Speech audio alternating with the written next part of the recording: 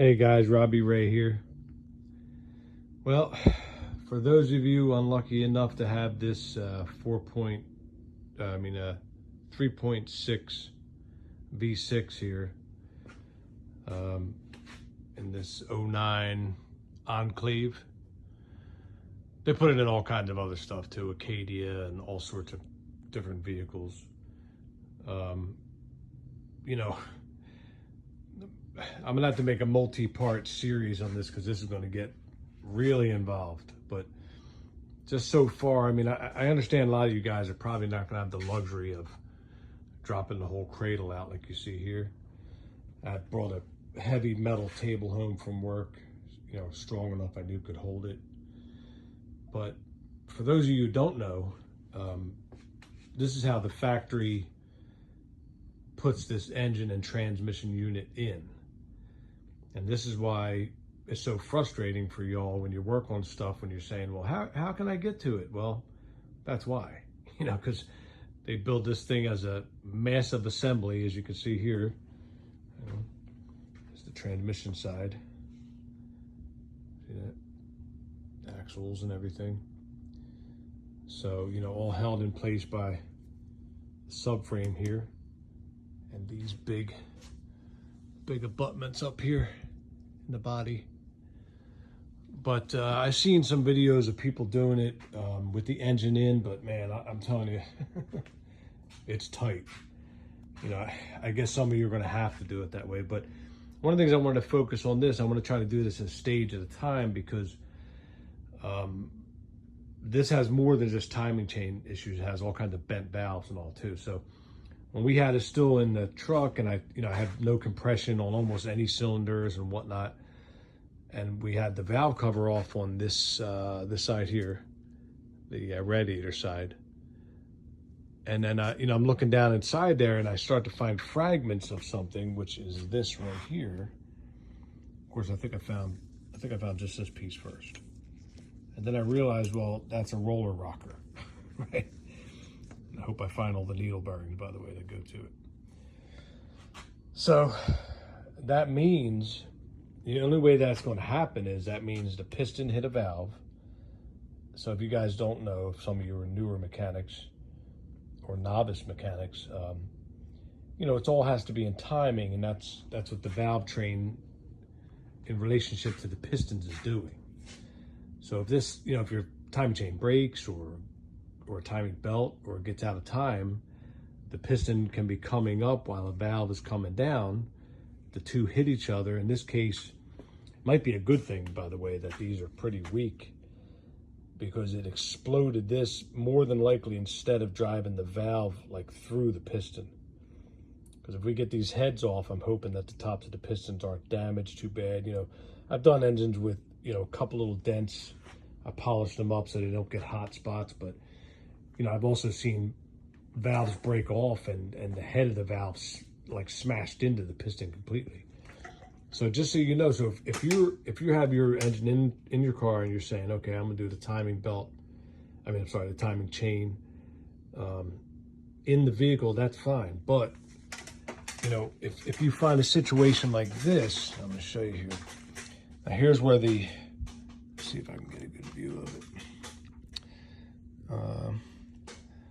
Hold on. Some of the wiring harness is still in the way. Yeah, here's the one. Let me get the light up there. The one that fell out is right there. I can't point at the same time, but you see the top of the valve stem. So what I'm trying to propose to you, that if you are kind of a novice and you manage to get these valve covers off in the car, and you find this happen, watch it. Where the roller rocker could just come right out. Let me grab it here. Hang on a minute, bear with me. Yeah, let me get out of the light. So if the roller rocker can fall, that's it before it got exploded like the one on the bench. So that can only mean one thing. So what that means is, right here, you're probably not going to see it because it's so greasy down in there, but that means that valve is bent. I can actually see it from here, really, if you look at it. So, hang on. Sorry, guys, making you dizzy. It's so dark, it's nighttime here. Yeah, this valve is bent.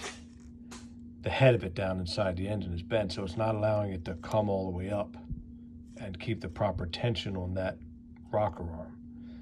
So, you know, this one's bent, the one next to it's bent, and who knows how many more are bent. So basically both heads got to come off this thing. So that's why I'm suggesting to you, if you're thinking about doing this and you have any suspicion like that your valves may also be bent, you know, you might accidentally do your time attain job and not even knowing that it's never going to run because you got all kinds of bent valves.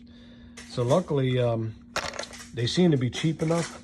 It probably happens so often. I was seeing some sets online for about, I think $55 for all the valves, which is just incredible, by the way, incredibly cheap. But I want to just show real quick, because a lot of people were talking about how incredibly filthy this motor is. And hang on, sorry, let me grab a rag here. Bump my hand a little bit. Sorry if I'm making you seasick. I have to agree. This thing is like, I don't even know how to describe it. I mean, I've seen burnt looking oil, which kind of creates like a scaly looking, you know, just burnt up oil. But this thing is like, I don't know if you can see this. The best way I can describe it is mud. I mean, it looks like straight up mud. I mean, look at that. You can't even see that? You can't even see the cam caps. I mean, it's just incredible. Now, I think he keeps up with his oil change. I know this guy, he's my brother-in-law. He keeps up with his oil changes pretty good, because I would bust his chops if he didn't.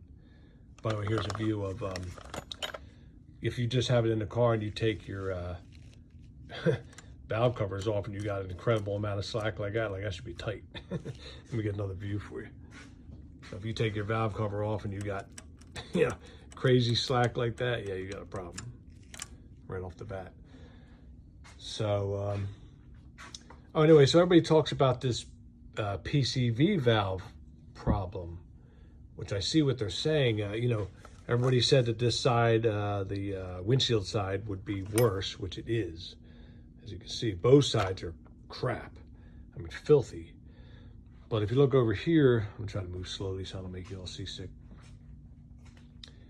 These are the valve covers, and they're both incredibly filthy and muddy looking. But this one is the windshield side, and it's not only is it filthy, but it's more baked on. It looks like it's been running hotter. It's more dry looking, as you can see how the side's wetter.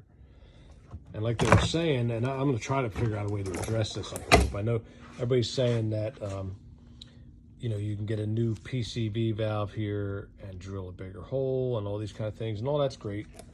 I'll probably do all that. But I mean, well, let me do it in real time so you see the PCV valve right here. And if you look on the other side, it's totally plugged. I mean, I think there would have been a hole right, see if I can point at the same time with the camera. I think that would have been the hole right there.